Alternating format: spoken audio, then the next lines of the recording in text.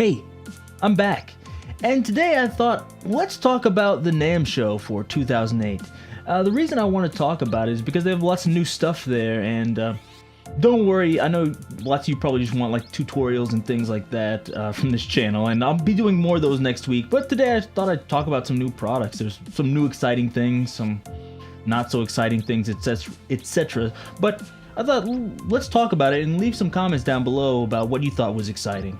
But some things that I found interesting are they have like Vox is making a new amp using that new tube technology. I'm really interested in this. Apparently Vox and their parent company Korg have developed this new technology, and it's like a tube, but it's really small. It's like almost like transistor sized, and apparently they're not super expensive.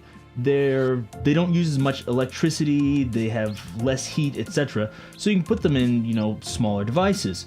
They did this, was it last year, the year before, with those micro amps they had from like Vox? It was like MV something, I forgot the name of it. But anyways, I heard those and I'm like, oh, they sound pretty good, and people said they have like a real tube response and feel, so I was like, that's good. But now they decided to actually make like a real amp. The thing that I had a problem with the small ones is they only have like one tone knob. It's like, I need bass, treble, and middle, but apparently they did that, and I think it's like a 2 or 3 channel amp, so I was like, that's cool. But I saw the price and I think it's like $800 or $900. I was like, nah, it's a bit much, but who knows? Maybe if it sounds good, it sounds good, so it might be worth it. But I thought that was interesting. Another one is Line 6. They updated the firmware for their Helix software. I don't have a Helix, so I was like, I didn't really care that much. But apparently they put some of their old algorithms from that old multi-delay pedal and multi-modulation pedal inside it. So I was like, yeah, that's a really good addition that doesn't cost them anything because they already had those algorithms just laying around. But on top of that, they released a multi-effects unit, which is like the Helix, but it doesn't have the amp sims. It's just, multi-effects. And I forgot how much that cost, but I think it's like over $500, like 600, 800, somewhere around that. And I thought that's cool. It's not really something that I personally need or I'm gonna buy, but I was like, that's cool. I can understand using that. If I was using like a tube amp, I'd probably think of investing in one of those. It seems cool. Another one was this Blue Cat Axiom. It's apparently some amp modeling software, and I like it because they came out with something called like the Destructor about a year ago, and it basically lets you make your own tube amp. So instead of like saying this is like a Fender amp, this is a Marshall amp, etc., you can kind of like stack gain stages, and then you can shape the wave yourself. So I thought that's cool. But this one they took it further, because before they just had the gain stages, and they had like an output where it's like, oh, you can model the cab using EQ. I was like, that doesn't sound like a cab. It needs some impulse responses. But apparently they added impulse responses, they had other effects to it also, and I think they added a VST loader, so you can load your own like effects in there. So I was like, that's really cool. It seems like a really interesting amp modeler. I'll probably check it out. I don't know, I don't really need one, but more amp software, especially if it's something like that and it can produce some unique tones, I think, that's cool. Another one I've been disappointed in so far is apparently S-Gear has gone to NAMM. So, like, I always use S-Gear for my amp simulations. It sounds great, but it's been a while since they updated anything. But I was hoping they're going to have an update here for this show, and they said they're going to show something new, but so far I haven't seen anything. I don't know. Maybe they are showing something new, but nobody's reporting about it, so I was like, what's going on? Do something. I want to see what's new. So hopefully after the show, they said they're going to put out a newsletter and say more about it. So I hope it's something significant. It's been a while, so I hope it's S-Gear version 3, but we'll see. On top of that, Waves has released a new modeler. It's what is it? Based on the PRS amps. So I don't know. I've never played a PRS amp, so I don't know what they sound like or if it'll be good or not. I don't know if the software will be good or not. It seemed alright. It has impulse response loaders, it has 3 amps. So it just seems like a basic software. I don't know how well it's going to work now. I mean, when S-Gear came out, it had the same thing, like 3 amps and an impulse loader. And there's other software that independent people are making, but I don't know, for a big company like Waves, I would think they'd put something more substantial than like 3 or 4 amps, and put out like 10 amps and put some of your effects in there. Like, they have like 1,000 effects, Waves. Come on, put something else in there. At least give them like some delays and reverbs. I don't know, but I'll wait. I'll save judgment until I hear it, because it might sound great. Well, we'll see. Continuing on with the amp modelers. Apparently, Donner, the small Chinese company, is making like micro amp pedals, just like Moore has been.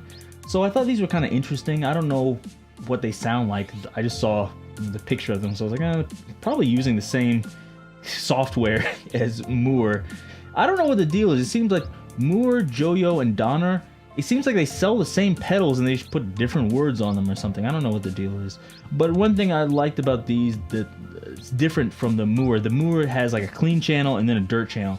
Where some of these have that, but some of these have like 2 dirt channels. So I saw one of them, it was like for like heavy metal, and I think it had like a dual rectifier on one channel and the other channel was like a 5150. So I was like, that's kind of cool. So I imagine some people would use that. They don't want like a clean and dirt channel. They might want like 2 heavy channels. So I was like, that's actually a good idea. And also they added a reverb to it, which I was like, that's good idea also. And speaking of Moore released a like preamp pedal. I don't know what this is. It seemed interesting to me. It seems like they took all those mini preamp pedals and put them inside a slightly bigger one with 4 switches. And it had lots of like interesting options, like you could flip a switch and it would have the cab simulation on going into like a PA, but you could have it go into like an amp with no cab simulation. So I was like, that's a really good feature. It also had an effects loop in it. The only thing I'm worried about is like, I don't know what kind of cabinet simulation it has. If it has like impulse response loading, I think this is great. And also it depends on the price. If it's over $300, it seems like, why would I want that when you already have that GE 2000 or 200 that loads impulse responses and has effects? But if it's around like 200 or a little bit under, I can understand like, that's probably useful. So that might be something cool to look into. But like I said, I want to see the full specs. Unfortunately, not too many people are reporting about that either. So come on, people that are there, get on it. And last thing about amp modeling, well, maybe the last one, is the Boss came out with that GT1000, I believe it is. I thought this looked pretty cool, but it still has that kind of like old look to it because it doesn't have a color screen. It has a like old like 1980 screen. So it's like, I don't know why they're doing that. Maybe it's to save cost. But it seems like it has lots of new features. They added some of their digital effects from their delays and reverbs, which are supposedly great. I heard a comparison between their delay and like a Strymon, and I was like, whoa, this sounds amazing. So if they added that in there, I was like, pretty good. The thing is, I've heard some demos of it that are good, some didn't sound so good, but you can never tell at NAMM how something's gonna sound. The other thing is, apparently it doesn't load impulse responses, but some people are saying maybe they'll add that later to the firmware, but I was like, add it fast. People want that function in there. And also it's like $1,000, so I was like, a bit expensive. But I imagine they're going to try to compete with like the Helix, the Line 6 Helix, and I don't know if they can compete with the Axe-Fx, but maybe Axe-Fx, Kemper, you know, that high-end area. Luckily for me, since I live in Japan, the Boss, I looked, it's cheaper than like even the Helix LT, so I was like, they have that kind of going for them, but I don't know. I think they need better demos and things like that too, and get the firmware finished so you can show something. But it could be a good product. It looks pretty good so far. I like how you can apparently hook it up to your phone and then edit everything on your phone through Bluetooth. So I was like, oh, that's good. So even if the screen on it looks bad, I can edit it through my phone. It seems like a couple companies have been releasing some new pedals. I saw a few interesting ones, but nothing that really, made me look up. The new ones from Fender, I was surprised about. So Fender apparently is making pedals now. They seemed nice, but they seemed really expensive too. So I don't know, but maybe that's just me. Also, it depends on how they sound. I haven't heard anyone demo them yet, so maybe they sound amazing. Ibanez also came out with a new tube screamer, and it's using that same new tube technology that Vox is, and they put that inside a tube screamer, which I think is cool. And apparently, from what people are saying, it feels different, and I've heard it compared with a normal tube screamer, and it sounds a little bit different, but not that different. which made me wonder, like, why did you make a tube screamer? The way a tube screamer works, it like cuts off the bottom end, and you know, you have like a low pass on the top. So it's like, no matter what kind of distortion you're using, like transistors or tube, I don't think it'll be that different. It'll sound kind of similar. So I wonder, like, why did you use a tube screamer circuit? Why not use something else? You know, it would be good if they made like a tube driver using this, because I know the tube drivers now are, one, they're not made anymore. Two, they sometimes like overheat, I hear. Three, the tubes are expensive.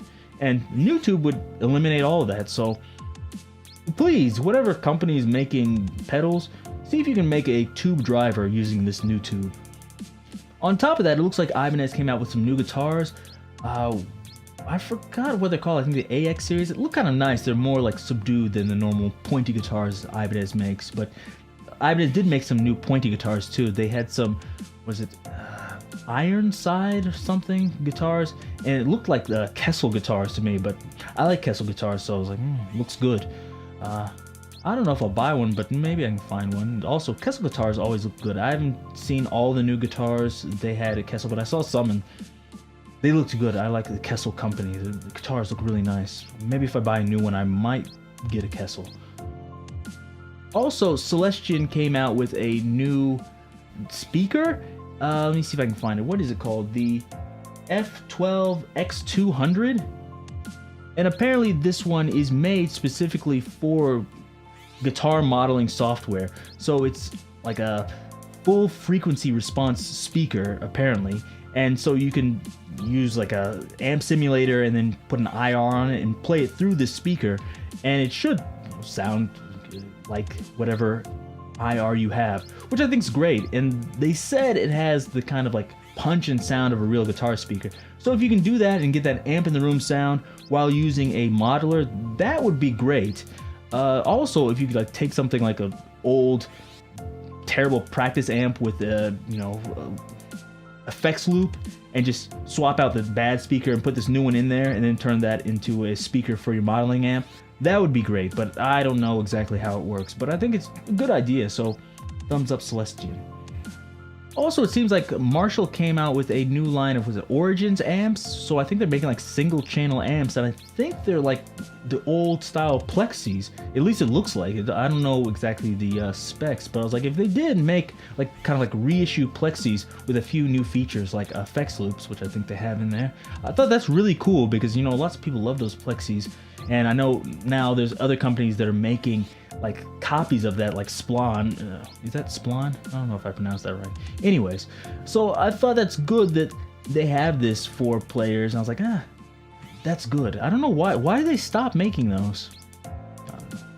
And so I thought that was good. And the one like strange, well, actually there's a few strange products, but one of the strangest products I saw they were showing here is apparently some company made a like rat guitar pedal, distortion pedal, in a cable form. So instead of having the pedal, you just like plug in the cable, and I guess you like tap the cable and it turns on distortion.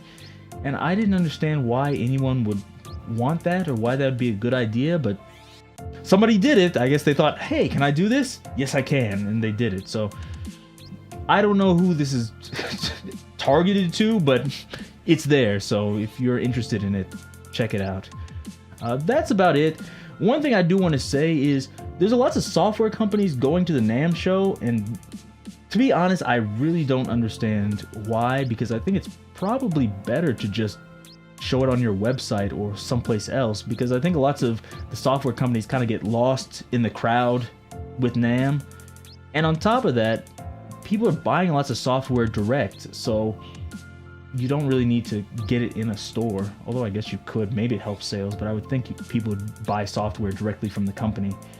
And on top of that, just a tip for all these companies. Like I said, Boss, some of the demos sound good, some of the demos sound bad. I imagine it's because lots of them are recorded on like smartphones, or some of them look like they're recorded on toasters, the quality they have. But anyway, I don't understand why not just make a video like in a hotel room with somebody before the show and put that on the internet so people can hear how it sounds. Especially with something like the modeling amps, they don't need to be loud. You can just plug most of them into a computer directly, or just, mic up a small amp so people can hear what it sounds like without all the other extra noise in the NAMM show, or people just, oh, let me try this, and they tweak the knob some crazy way and it sounds terrible. Show your product in the best light. Give people something to talk about. So, I don't know, that's just my small rant. And if you want to pay me to do it, I'll go to the NAMM show and do it. But, anyways, tell me down below, what are you excited about and what do you want to see? And if you like this, give me a thumbs up, subscribe, and until next time, see you.